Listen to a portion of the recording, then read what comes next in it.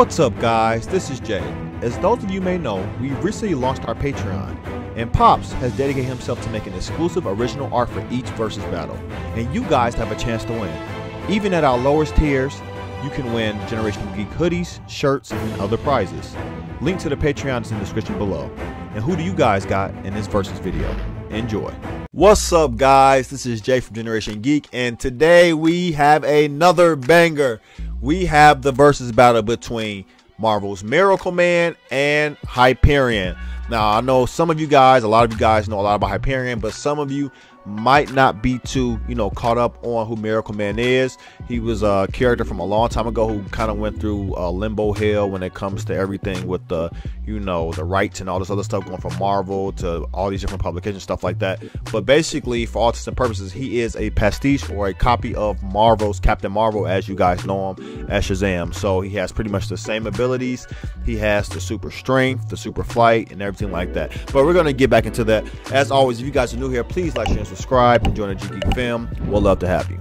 Now, Michael Moran is a superhero, so he came up in a time, at least in his mind, that he thought where, all these comics and stuff that we guys know from the Golden Age, where Superman was sneezing away planets and doing all that stuff, he thought that stuff was real. But actually, he was an experiment. He was a human spliced with like alien DNA, in which whenever he said the word Ka-Pow, which is reversed for atomic, kind of how like Shazam says Shazam and turns from Billy to Captain Marvel.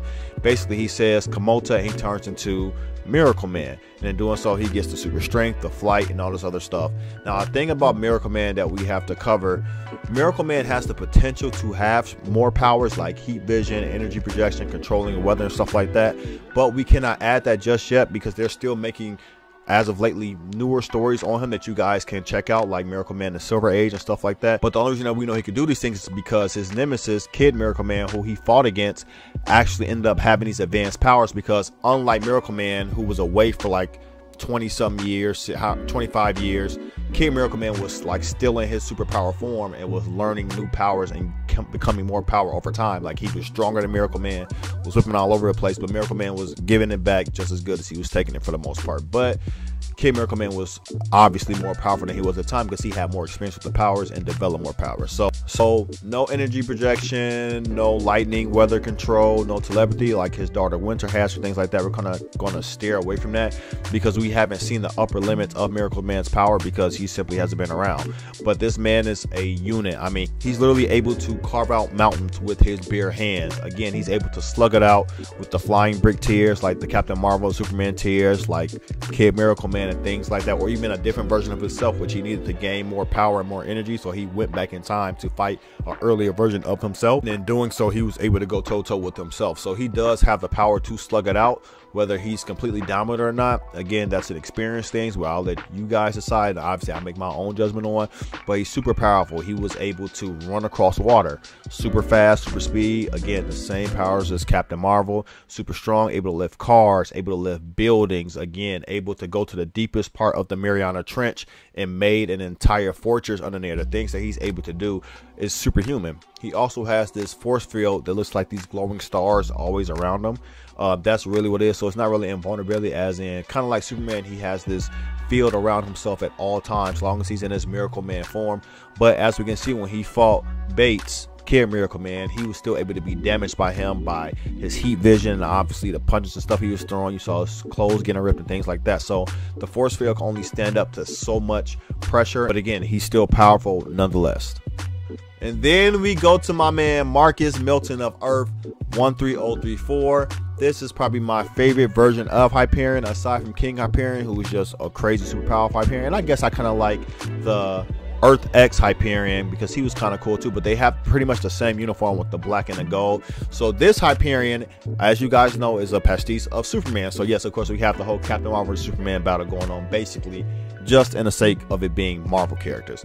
But anyway, he came from a dying planet and stuff like that, and had this team, the Squadron Supreme, which of course is a ripoff of DC's Justice League. But during this event, we had Hickman's run of New Avengers, and the time runs out in which the Beyonders were coming, taking out all the cosmic entities and stuff like that, and all these incursions were happening, with Doom and the Molecule Man. It was a whole thing. But he ended up being one of the universes in which the incursions were happening, and all the planet was being destroyed. The entire universe was being destroyed. And in that moment, this man literally held, people say he held two universes apart. It's kind of true, but not really. What he did was he was holding the planets apart, stopping them from coming together, and in doing so the Earth started breaking apart and ended up collapsing anyway, and of course ended up destroying his universe. Now this is a very, very high durability feat. This man literally survived the extinction of his entire universe. So when you talk about the tankiest of tankiest heroes, this man is on a tier all by himself, because there's not many heroes that can survive or has survived an entire universe dying around him, and he still is the last one. He's put off this white void by aim and stuff like that, end up joining the Avengers. Now this man was super powerful. He was able to, again, hold back planets. In another instance with Thor, they were able to stop a meteor, which is like the size of a planet. Hyperion literally caught it, and Thor came down with the hammer and blew it up. So when it comes to strength, he's definitely up there. His most impressive showing for me, and this has always been, you know, left up to speculation, because he is an instance in which Hulk is being controlled by Abyss. This is one of these characters in Hickman's New Avengers that ends up becoming part of the Avengers, kind of her and her brother ex Nihilo. And in doing so, he starts duking it out with the mind control Hulk. So he hits him with the heat vision and stuff like that. So that was cool. But then all of a sudden, he hits Hulk with the meanest hook, and in doing so turns the Hulk back into Bruce Banner. At least that's what the scan, that's how it reads. We don't know if that's really what he did, but and you see he like hits him, knocks him out, and Hulk is like, oh my god, what happened? And he's like, welcome back, Dr. Banner. So we do know that Hyperion is super powerful. Again, fashion light speed, was able to fight with Thor against the Beyonders, which is again another one of his most impressive feats, though they did both perish in the end. You know, they had this beautiful scene where they had this bromance at the end of the book. This part, one of the Beyonders had like gouged out Hyperion's eyes, because he's like, you know, see the power of the sun. This man literally is compared to being a sun god. And the Beyonders literally gouge out his eyes, and Thor has like one arm, and then he becomes worthy at the end after using this unworthy hammer, and they both laughing.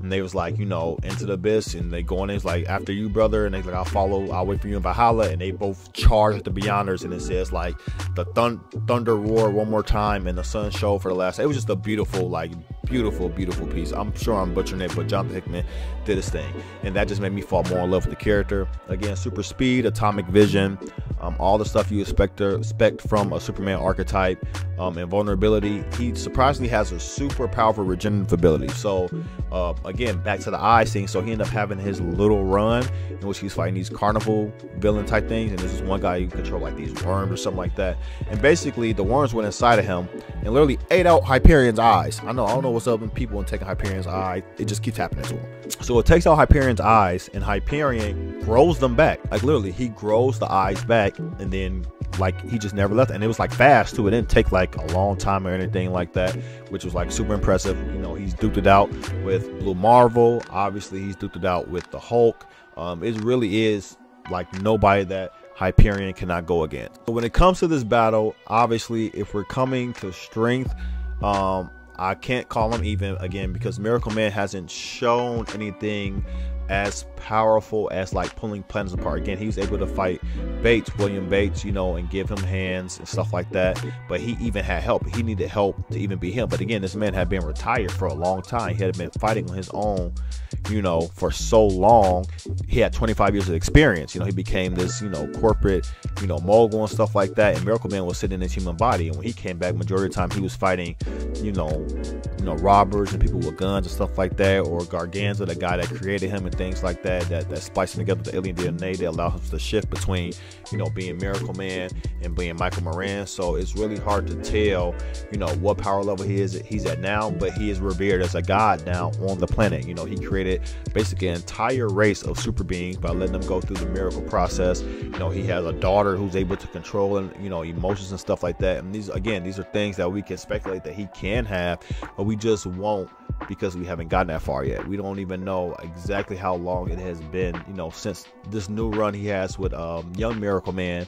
You know, we don't know the extent of his powers. It's not much that, you know, who we've seen. And I know people think that Miracle Man is like this Dr. Manhattan tier, because it's this one panel in this book in which he's reading a Marvel comic, and he has all these Marvel characters around him, and they think he's like Dr. Manhattan level. I think people are just misinterpreting that skin. You guys tell me what you think. I think he's like just Flying Brick class. People think that he's like Dr. Manhattan class. I don't believe so. I think he was just reading a book like how we read books. Like we look at the comic books, and of course the comics aren't real. So from like a metaphysical standpoint, we're above them on a higher plane of existence because we're reading them and making stories about them. We're creating their stories. So I don't believe that's how that was to be interpreted, but people can think that. Again, if you guys think that, let me know in the comments below. I just don't believe that. I think they're just both two, you know, super flying brick Superman type archetypes. I guess, you know, Captain Marvel is just a, you know, rip off of Superman too, so that will make Miracle Man a rip off of a rip off. But regardless, strength, he can definitely duel and fight with the likes of Wonder Man and Thor and stuff like that. Now when it comes to experience and strength, I'm definitely going to give it to Hyperion. Again, he was on his planet for the longest, doing all his hero stuff, and then he joined the Avengers. He's able to fly through tournaments and stuff like that. So when it comes to strength, I have to give it to him. And then we go to energy projection, have to give it to Hyperion again. He has the super breath, he has the atomic or heat vision or whatever. Miracle Man might have weather control powers and heat visions. He might develop them like William Base did, but we don't know. That could have been just specific to young Miracle Man, or Kid Miracle Man. We don't know if he gets those powers too. There's no way to tell because we have not seen it yet. He's been able to obviously do thunderclaps and stuff like that, but as far as energy projection, definitely goes to Hyperion. And when it comes to durability, again, we have to give it to Hyperion. This man literally survived the destruction of a universe. Miracle Man has nothing close to that. He survived a nuke, and that knocked him out again for 25 years. They had this atomic bomb, and it blew up and then knocked him out, in which he forgot who he was for 25 whole years, while Hyperion will literally survive the destruction of an entire universe, 2 universes at that. So yeah, not even close. Speed, I would say speed is about even. We can see in earlier scans, and you can kind of scale the Hyperions together. This is one of the stronger versions of Hyperion. I think probably only second, maybe third between. I think the first one is definitely King Hyperion for sure, and I might give the second one to Exile's Hyperion because I believe that he was like strong enough to like kill Watchers and stuff like that. So it's a whole other thing within itself. But then this Hyperion is definitely up there, at least, you know, going for the second spot. Probably could be King Hyperion, who lost to Blue Marvel. But as far as speed goes, I would say about even. I know Gladiator and that Hyperion were able to, the other Hyperion, who I think wears the goggles, they were able to fight in the span of like, you know, nanoseconds and stuff like that. And then again, of course, there's a scan in which Miracle Man was able to fight these alien beings in which he got his powers from. They were the same species as him. He was able to, you know, fight with them pretty much at the same speed, and it was like literally in nanoseconds. The world was just slow around them. They're passing by birds and stuff like that. The birds are completely standing still. And when it comes to speed, I'm gonna have to give them a draw as well. And I think overall, Hyperion takes it. Like, I don't see any way in which Miracle Man beats him. Granted, they can get to an all-out brawl. I'm talking about Miracle Man fighting against a man who can literally take the destruction of an entire universe and go toe-to-toe with Hulk, and Thor considers him a brother and an equal. Like, this is a powerful being, or he was able to rip the arm off the freaking High Evolutionary, who was a being who was able to stand toe-to-toe with Galactus for a little while. High Evolutionary was losing, but he did fight against Galactus, so that's impressive within itself. And again, he fought Beyonders. I haven't seen anyone that Miracle Man that has gone against can even stand up to some of the people that Hyperion had gone against in that short run, because we don't even know where that Hyperion is anymore. I think he became a truck driver, and we just never heard from him since. So in this battle, I'm gonna have to give it to Hyperion of Earth 13034. This guy is a complete unit. He's a boss. He's a tank. He's just super powerful, too powerful for the likes of Miracle Man. I believe that we might have to revisit this, because I do believe that, you know, in a recent Kang, but they had plans of bringing Miracle Man into the main Marvel universe. So we might see some power upgrades. You might see him do some super crazy things. I really hope so, because I really do love the character. I wrote he's written by Alan Moore, and then I think it's picked up by Neil Gaiman, and I just read the whole series. I completely fell in love with it. It was very dark. I will tell you that. It was very gruesome. That's another thing. Like, they have no problem offing people in the Miracle Man universe, so people might think that might be a thing, but Hyperion has no problem taking out people neither. Like, we've seen him do it. Like, he has no problem taking a life. That's what makes him different with Superman. Every version of Hyperion, even if they're heroes, they have no problem eliminating people. So when it comes to this one, of course, it goes to my man Hyperion. But what do you guys think? Do you guys agree with me? If not, leave it in the comments below. I'd love to hear what you guys think. And if you have any ideas for any versus battles that you would like to see, also leave it in the comments below. And as always, family, I've been Jay from Generation Geek. Y'all be blessed, and peace.